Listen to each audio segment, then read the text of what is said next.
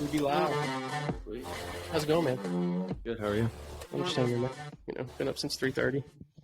That's an early morning. Yeah. Especially when it comes to being on an airplane this early to come to the Huddle for Spooner Sports Institute. It's going to be pretty sweet. We're excited. We're glad to have you. Well, thank you for the invite. I appreciate it. Absolutely. And that sweet discount. Absolutely. Hey, my dude. Friends in high places. It's all about who you know, not what you know, isn't it? Exactly. You told me that forever ago, right? I live by those words, my friend. I like it. Well, good deal, man. So tell us a little bit about yourself. Who are you? Where are you from? So Dan Miriovsky, grew up in Lincoln, Nebraska, went to undergrad at Augustana University in Sioux Falls, South Dakota, played tennis for 3 seasons, and then I was concurrently a athletic trainer, primarily with our men's basketball team. Went to PT school at Creighton in Omaha, stayed on, did residency at Creighton in Omaha, and then I've been working here at Spooner since 2011 out of our Scottsdale location. Then I've been on our practice performance team, which is kind of our version of our clinical professional development arm of our business since the fall of kind of 2012.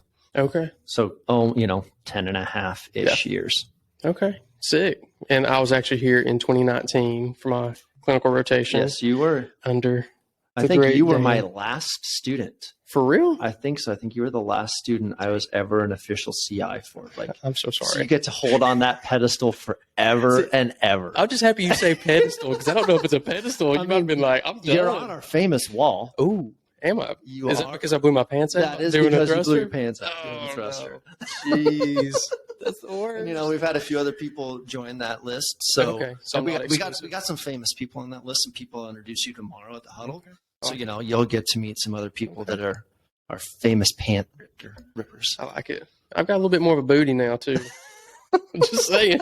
Well, don't you remember Brian gave you some pants so that you didn't do that because you were in too restricted pants and you needed some more breathable golf pants? See, that's why now TriStar shorts and obviously some, just random tees. Hey, that's gets people going. That's the joy when you go and do your own thing is you get to pick your dress code and set your expectations for your employees and your clients. Exactly. And it's a totally different feel here at TriStar. Absolutely. I like it. Well, good deal. So I think the big thing we want to touch on today is getting players ready for the off season or getting ready for in season during the off season. So you've been around the game for a little bit. So kind of you calling me old? Listen, I'm going to say seasoned. Okay. A veteran. All right. Hey, I don't control your grade anymore. Hey, that's true. That's a very good point. That's Dr. Valid. You don't have to worry about reporting to Dr. Boone anymore. God, he's probably going to hear this. There's a few PT students that are listening, so that's going to be probably something I'm going to hear about. But that's all good. But yeah, I think the big thing is where you have been around PT and strength training, strength conditioning for a bit, right? That's a little better. Yeah, I'll take that. Yeah. Okay. But we just want to make sure that everybody knows the difference between those two realms now than what they used to be. Yeah. So, when you came in that spring, you were doing a clinical rotation between 2 sites. Yep. And because of your senior project, you were very vested in what it meant to load the senior. Not necessarily the senior athlete, but the senior. Yep. And what impact did that have on them from a physiological standpoint with the focus on reducing falls? And from that, fast forward in Spooner time frame, in October, we were in negotiations and to purchase the Fisher Institute of Sports, which is now Spooner Sports, which is where we're recording from today. And the cool thing was because of our conversations and what you had talked about and what you were challenging us to think about at that time was not to be afraid to load an older adult because of the physiological benefit of type 2 muscle fibers. And that's the type of muscle fiber that allows somebody to maintain balance. Yep. And as we age, they become inhibited. They aren't gone. But they just, like you were just showing with your hands, we don't train them to the level to keep those as stimulated from a proprioceptive standpoint as we should. So then when we started working with Brett and kind of starting to build our own current internal sports medicine education program, one of the things that he said to us was, really, physical therapists should be the one who know science of exercise the best. Yep. But our didactic education has historically failed us in most programs. Now, I realize I'm making a very broad global statement. And so finding this balance of where do we as physical therapists fall on the spectrum of strength conditioning and where is our scope, it comes down to, well, if we didn't learn it in school, where are we going to learn it? Exactly.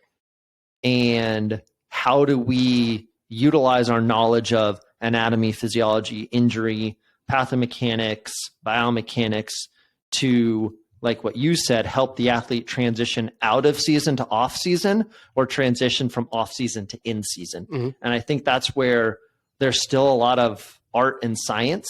Yep. And learning from people like Charleston and Chip and the amazing crew at the Sports Institute, plus what you guys are doing at TriStar to say, we can do this. Mm-hmm. We should do this.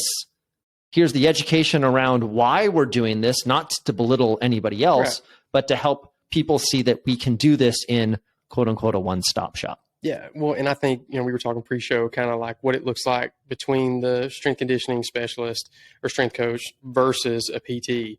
Historically, they don't really jive very well, but it's something that I feel, especially having CSCS and PT, and I'm more of a strength coach that has a doctorate. Essentially, I'm even I'm more about the strength conditioning side, even when it comes to the rehab. So I'm not very manual based. Nothing wrong with that at all. That's just, for one, I'm not super confident in my hands. Yep. Just to be honest. So I am confident in my ability to load people and load them appropriately and dose that, because whenever we view rehab or just anything, getting better at something, it's a runway, right? And just like we were, Austin and I, my brother-in-law over here, whenever we were getting on the plane, you've got, let me back up. You got mobility, stability, and strength. Those are our three tenets, right? You got to have one, and in that order, you got to be mobile to get in the end range position.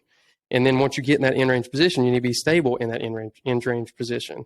And then you need to be strong in the end range position and be stable so that we don't have any injuries and you perform at the highest, level possible. Well, that's not just with athletes. If we had somebody that was total knee replacement, I'm thinking the same thing. Yep. Now, and I'm not necessarily training them like an athlete. I don't really like that phrase particularly, but it's because the intent's the same. It's just the runway, kind of what I mentioned earlier, is like the mobility is the getting through TSA. You got to do that before you can get, in the gate, and that's your stability. Then you get on the plane. Then you lift off. I like kind of talking analogies, and that's how it has to be. And even with the strength training, it's the same thing. If you don't have the mobility, then why are we trying to strength train? Why are we throwing 500 pounds on trap bar if you can't do a 90-90 hip rotation?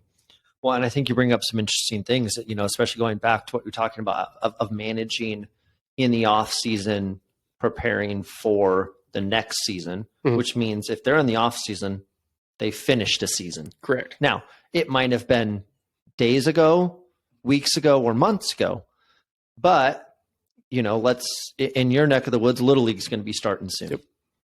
And so what are those Little League athletes doing to prepare themselves from a mobility standpoint, a stability standpoint, and then a power standpoint over the 6 to 8 weeks leading up to Little League that's going to help them be successful? And then where's our responsibility lie with helping those coaches who in Little League, they're volunteers. Mm-hmm. Yeah. And with a broad range of knowledge and expertise, but where can we help them prepare their athletes, yep, from a mobility, a stability, and potentially a power standpoint, even if it's only 3 to 5 reps, but they're doing an explosive jump or a hop or a burpee or something like that that's, mm-hmm, getting their entire tissue temperature elevated, mm-hmm, before they pick up and throw a baseball. Yeah.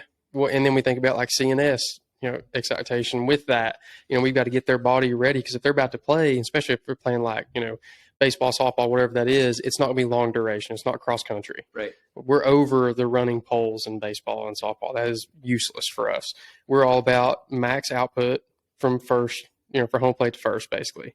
And everything else is kind of, just comes in between. But like, the ability to generate power quickly and get that nervous system ready, if you're not doing it before, like when you warm up, your body's not going to be ready for it. And that same thing comes with the, injury risk reduction. We're trying to get get athletes prepared for certain positions the best that we can. Now, people, stuff happens. Yep. Look at NFL. Saquon has the biggest quads of all time. Did he not tear his ACL recently? Yeah. You know what I mean? So it's like, it's one of those things where we can't lower the, we can lower the risk, but we're never going to take it away. Correct. No matter how much science we've got behind it, we just, it's not going to happen, but we can prepare those tissues and the nervous system for the demands that's about to be placed upon it. Well, and I want to go back again, what you said about giving them the mobility and then training them within that range. And if we think, youth athlete or female athlete or artistic athlete, think about how much range of motion some of those kids have. And it doesn't matter, boys or girls. Yeah. At a young age, they typically have a decent amount of range of motion. Yeah. But for some reason, we're scared to train them with even utilizing a safe isometric hold in those end ranges because we think that that's going to be risky. Yeah.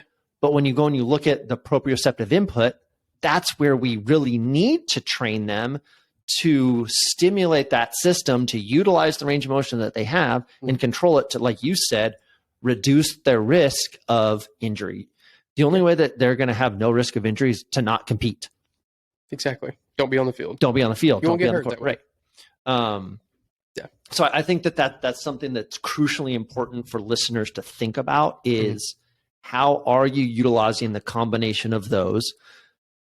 And then you could even go a tier up or 2 tiers up, and how are you then communicating with the skill coach? Yes. So, if you've got a softball player who's a pitcher, how are you communicating what you've done in the gym from a PT strength conditioning side with that skill coach to say, here's what we've been working on. We've really been working on explosive drive off of her legs so that she can stay on the rubber and not have an illegal pitch. Hopefully that helps the skill coach know what to expect from that athlete and putting that athlete at the center of the care because I'm not an expert on very much when it comes to task specificity and coaching a certain way. Yeah.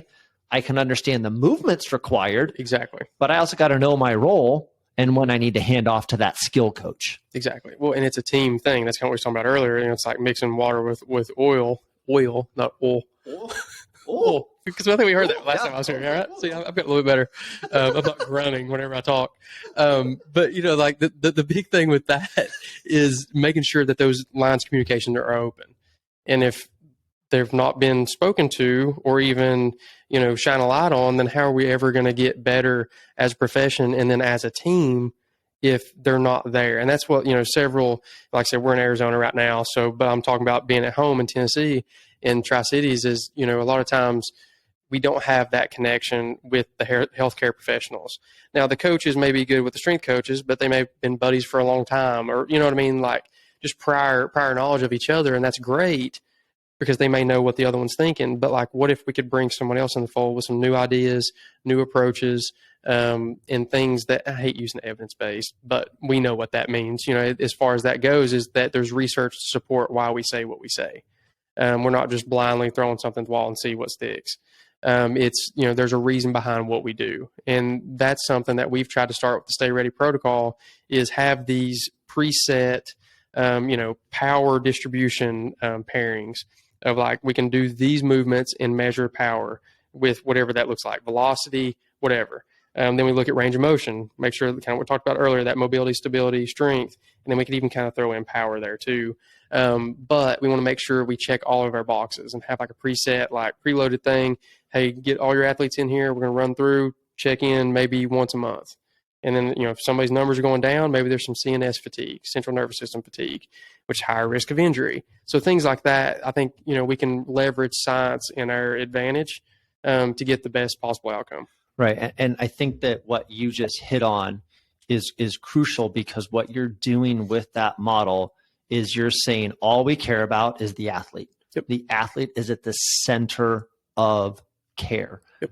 And you guys are here for the huddle. Mm-hmm. That's what the huddle is about. The huddle is about a collaborative approach. Mm-hmm.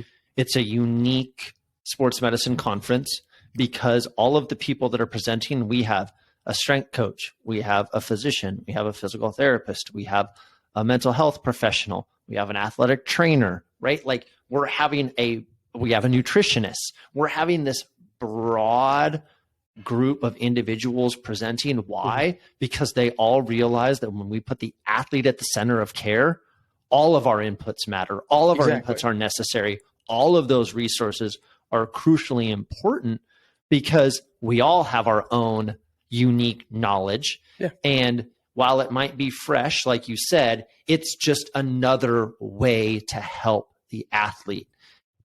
And so I'm excited for you guys to be here and hear that and take some fresh ideas back with the notion of our sole goal is to help athletes perform better, right? With your protocol, with the tests and measures that you're going to utilize, because it's trackable. And like you said, if you see a change, wait, why is there a change? Some of those people might be utilizing some technology to help them with that. Again, I've said this multiple times on our podcast. Yeah. I'm not getting paid for this. Maybe some point I will, but like Whoop, and getting some of that data back. But as Brett Fisher and Buddy might even talk about this tomorrow, Buddy Morris, utilizing handheld dynamometer. Yep. And if you see a reduction in grip strength, what's going on? That's atypical. Well, I didn't sleep very good last night, or my stomach's upset, or I'm just fried. Okay. Then let's adapt today. Let's not have a super hard day for you because we know, GPS sensors aren't affordable yet for the majority of people like colleges have. Yep. So what are other ways that we can do it in a cost-effective way, but they can still keep the athlete at the center of the care? Yeah. Well, and that's something we actually have one of those. I mean, when we think about, cost-effective, one of those are like $25 on Amazon. Like you could have one for your team. And that's something that we could, educate, the coaches, whoever, strength coaches on, here's some things we want to look for. Because, same thing with like a mid-thigh pull, isometric mid-thigh pull. You get one of those crane, that measures force, $26 on Amazon. Right. Like there's so many options that we could set up that it's almost like, you mentioned doing that proactively and not retroactively. So typically or historically, we would see somebody have an injury or they get smoked during a workout or during a practice. And they're like, Coach, I just wasn't feeling today. Well, wouldn't that information been nice to know before we did X activity? Well, with that, it's giving you a check engine soon light of like, okay, something's up. Maybe don't do this. Yeah, and the well-known version of that is impact testing for concussions. Yep. Where I don't know what they do in Tennessee, but in Arizona, it's mandatory for all incoming freshmen or incoming people to the state of Arizona, and then they retest them as juniors. Why? Because we have baseline data. Yeah.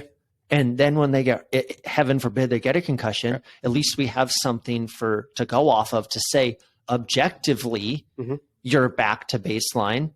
Symptomology, you're back to baseline. Okay, now you've earned the right to return to the field. Yeah. And your guys' thought process is very forward thinking because there's not a lot of people out there that are doing something like that to utilize a combination of objective testing, subjective input, to then say we have quote unquote a baseline from whatever their injury history is, but we have a baseline that then if heaven, again, like you said, knock on wood, heaven forbid they get hurt, you have something to go back on. Exactly. Well, and it's not just the eye test, which is valuable. Correct. Coach's eye is definitely going to be super, super valuable whenever you're watching them move during these testing measures. But it's also something, like you said, we've got the hard and fast data of like this number went down. Period. You can't argue with that. You know what I mean? Like it could have been whatever, girlfriend dumped you, you're just not feeling it today. That's fine, but that will affect your performance on the field or in the weight room today. So we need to know that, not necessarily the ins and outs. I don't need to know if it was over TikTok. What do kids do anymore? Right. I have no idea. Kind of out of my 20s now. Wait, why are you asking me? You called me old earlier. Listen. That was veteran? Yeah. Austin's nodding his head over here. Hey, he heard it. We got it on recording, bro. Do you get a discount when you go to Denny's? Oh no. That senior discount? I don't know if I've ever been to Denny's. I don't know. They even have Denny's out here? Oh, yeah. Okay. I don't think I have either. There's probably a reason for that. But yeah, I mean, I think this is definitely a valuable conversation to have is, just knowing that there are options out there that will be that, like I said, it's the check engine soon light. It's like kind of having the mechanic. I mean, everything else gets maintenanced, but for whatever reason, people in their bodies, they just like throw caution to the wind. Well, and I think you bring up something great, because really, if we think about it, how much money are our bodies worth? You're right. You know, Austin says $3 in a McDouble. Okay.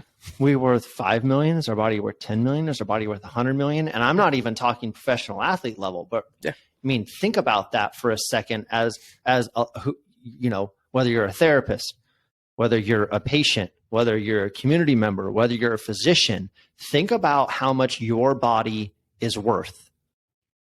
And what are you going to do to ensure that that is operating as efficiently as possible for as long as possible?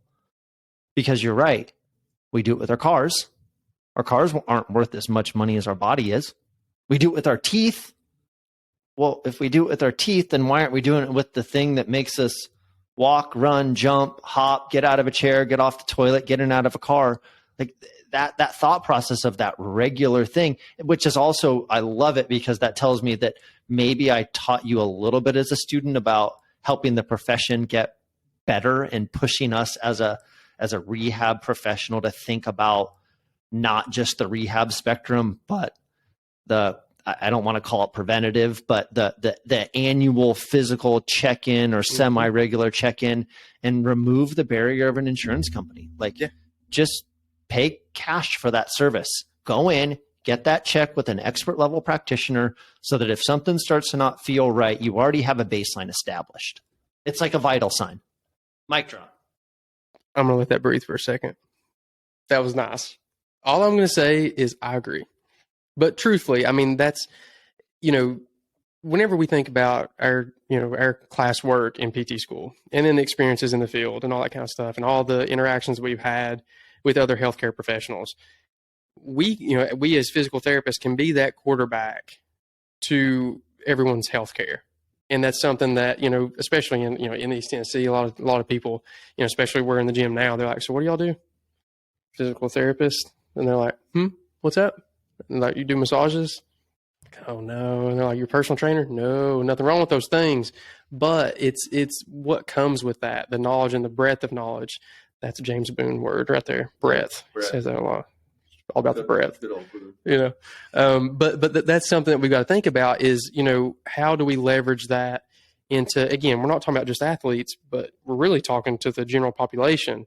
That grandfather, grandmother, whoever, mother of 3 kids who's having low back pain after having 3 kids, and like maybe should talk to a pelvic floor specialist, or you know what I mean? Like, in all these connections that physical therapist can have to get you into the gym and get you, obviously people like looking good too. That's a part of it as well. Absolutely. You know what I mean? Like, why do we just accept that once we get older, but everything's just, well, I got a pot belly. Dad bod's real.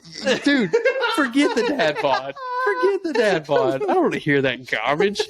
But like that's what it is though. I mean, it's just like automatically accepting it. And, that's something I hear. Like, I'm also at a nursing home currently. And, I go into a patient's room and I'm like, hey, let's go ahead and get up. Oh, I've earned laying down. I'm like, what? You've earned laying down? No, let's get up. Like, you can do a lot more. Like, I've got a guy right now that's 65 years old and he's a dancer, just picked up dancing.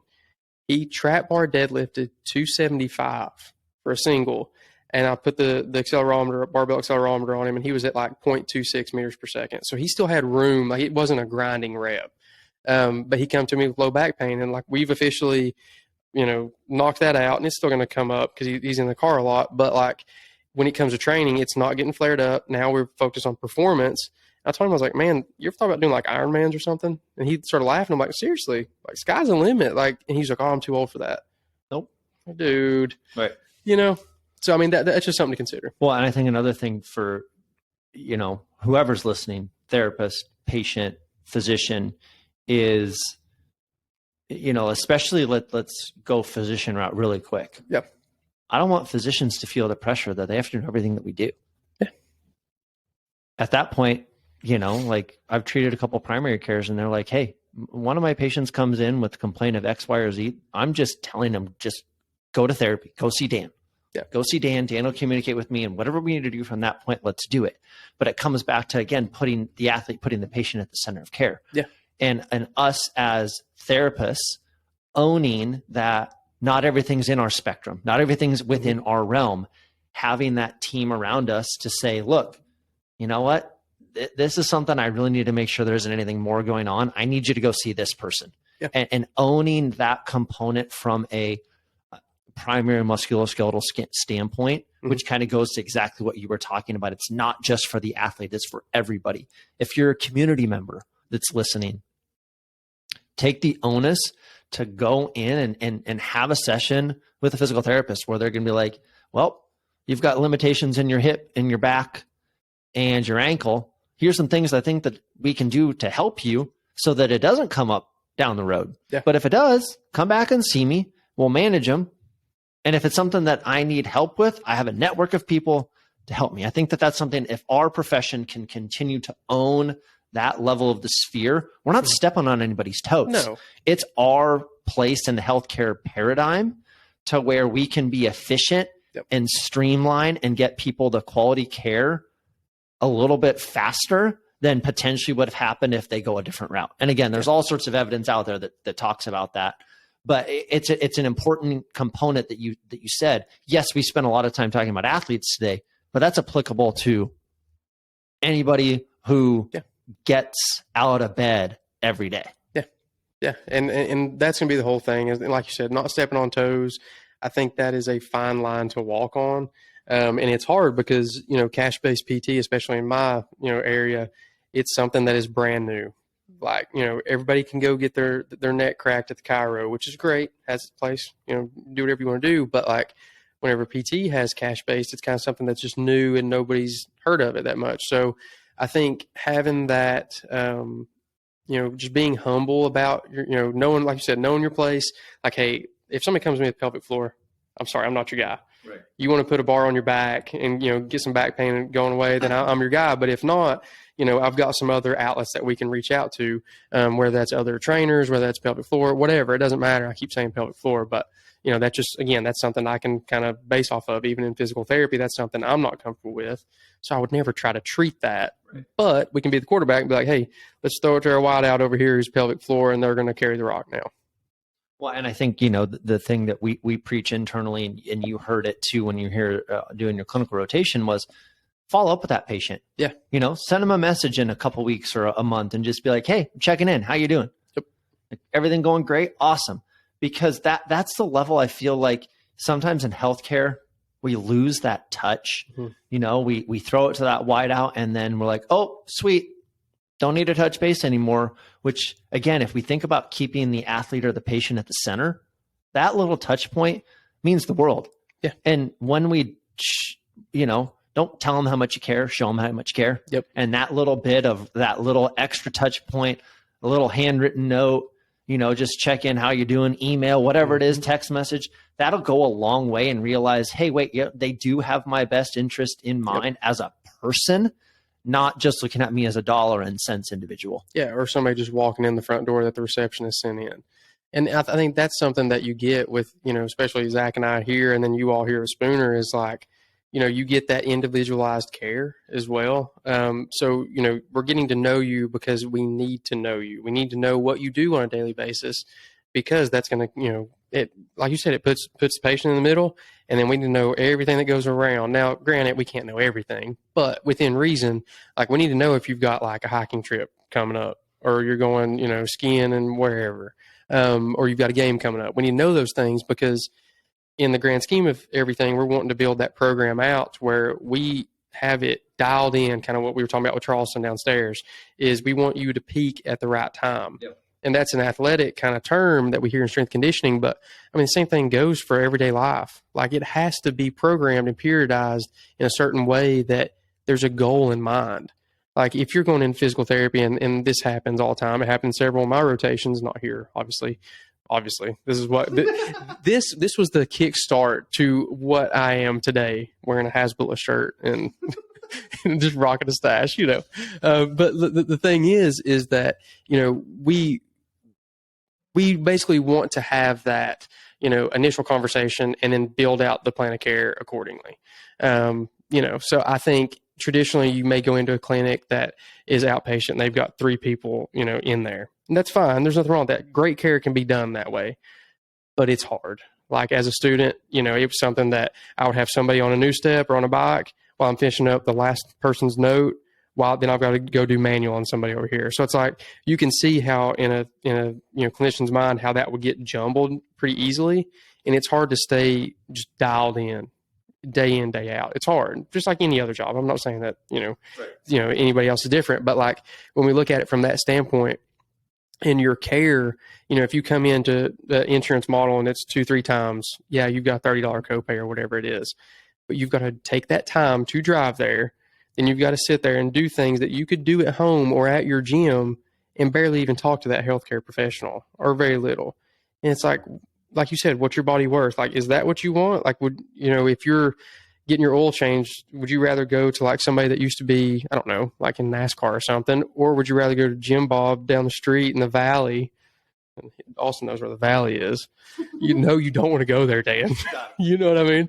But like that's the thing, is like you just need to make better decisions with your health from the jump. Well, and you bring up a point, because dollars are valuable. Yeah. Time's valuable. Mm-hmm. So if it's something that, and I don't mean this in a negative way, but if it's something you found on Google that you can do, is it worth your time and your energy? Now, there's also the time and place where most exercises are going to be applicable in the right environment and at the right dosage. When it comes to something like, and I'm not throwing them under the bus because I use them occasionally, clamshell. It takes me 67 seconds to show somebody a clamshell. They can go home with a TheraBand and they can do that 1,000 times a day to work on motor refiring. And then when they come into my gym, my time is going to be valued because I'm going to teach that muscle how to work in function. Right. And that dollar amount, then they will see a value associated with that dollar amount. It's supposed to be like, well, what the heck, man? I could have done this. This is exactly what I found on Google. Why am I here? Yes. And again, it goes to that mindset again of, where are they in their training session? Have they just come off of a season? Is it winter now where they can't play golf or they can't play flag football because it's cold and there's snow on the ground and there's ice, and that's just the nature of the area that you live in. Okay, well, what can we do to get your body ready from a periodization and a programming standpoint, so that when the first round is available, your body is ready and it's primed to handle the load and the duration of load that it's going to need to occur. Yeah. Well, and that's the beauty with the model that we have, where we do have the strength training and then the rehab. You graduate from, you get discharged from PT traditionally. And again, I hate saying traditionally, but that's just what it is. Yep. You get discharged with a sheet of paper of like 3x10 with the yellow TheraBand. Nothing wrong with that. But like when we look at a progression, like how are they going to continue to get better, or are they going to have the drive to keep doing those till the end of time? No. So then chances are they're going to get re-injured and they'll come back to you, which is a great business model, but that's not what we want. Right. We ultimately want that person, we want to be in charge of their plan of care, or their performance is a better way of saying it in general, is from the jump, get them out of pain, get them moving better.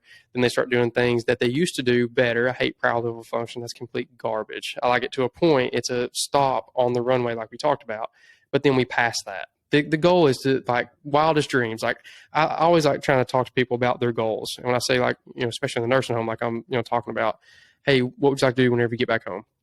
Like, I don't know. Like, what do you like to do for fun? I don't like to, I'd like to watch TV. And I'm like, okay, we're going to put our thinking caps on, just extrapolate just some crazy stuff. What's something you've never done in a long time? I'm like, have you jumped lately?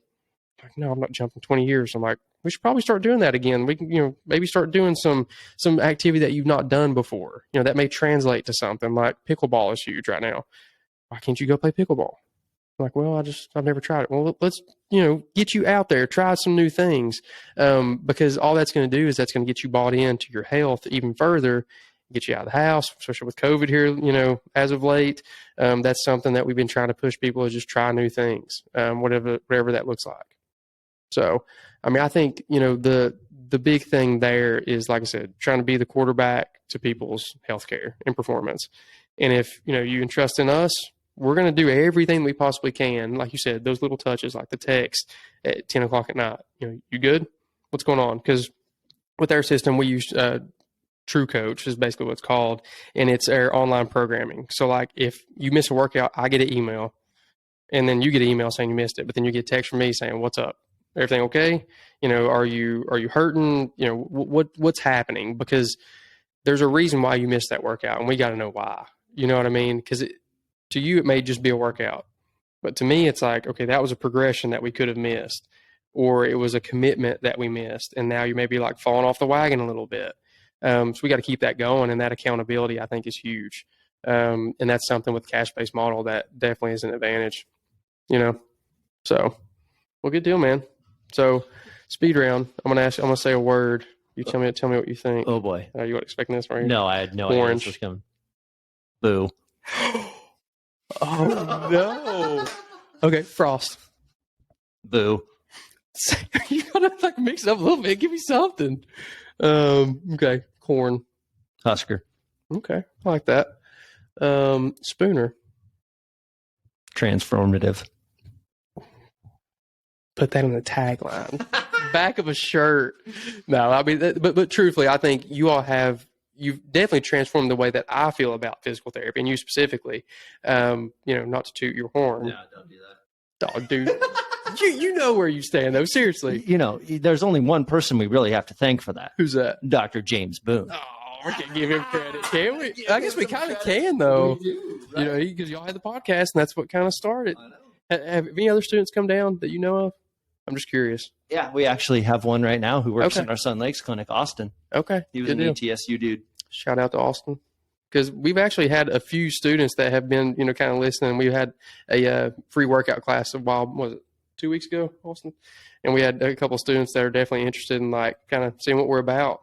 So, well, I'm going to toot my own horn and say to the students listening or other PTs listening, we have a podcast called Therapist in Motion Podcast. There it is. It's on most major platforms. And Josh was a guest on our podcast. I'm pretty sure he was the first student ever to be on one of our pods when we talked about upper extremity athlete and maybe a little bit of UCL. Yep. So go ahead and check those out, where we put a couple out a month every once in a while and have some fun topics and some cool guests. Especially after the huddle, we did a lot with some of our speaker preps from across the country and all that stuff. So if you're looking for another good pod, we do. I feel like we do a fairly good job. You do a great job. Like I said, that's what kind of started me on this route of there are different options in the physical therapy profession. So, how's Nebraska going to do this year? Probably 5-7. That bar that low? But what's Tennessee going to do? Hey, listen, I'm just saying, sky high is the expectation right now. Kind of about as who's replacing Hooker? Joe Milton. Bazooka Joe, he can throw it sky high. Wasn't he over in Mare Mountains, Central Florida? He was in Michigan, but we don't talk about those days because he's here now. That's fine. It's all good. Got it. We got some. Hey, well, you know what? You guys knocked Bama out this year, so I was happy about that. Did you watch the game though? I did. I think everybody did. Yeah, it was great. It was. I bought a shirt for it. I'm sure you did. That might have been one of the few times in my life I've actually rooted for Tennessee. My dude. I think I got a text shortly after. It was like, hey. Probably. But like, that's the thing. I have a question for you. How'd Peyton Manning fare against Nebraska? Dude. Gonna bring that up, though? This guy. Not well is the answer to that. Okay. I'm just making sure that you know. Oh, this dude. Well, we're going to end it on that one before I get smoked anymore. Jeez, Mike's flaming over there. This guy. All right, guys. Well, thank you all so much. Looking forward to the next one. It was fun. Thanks, dude.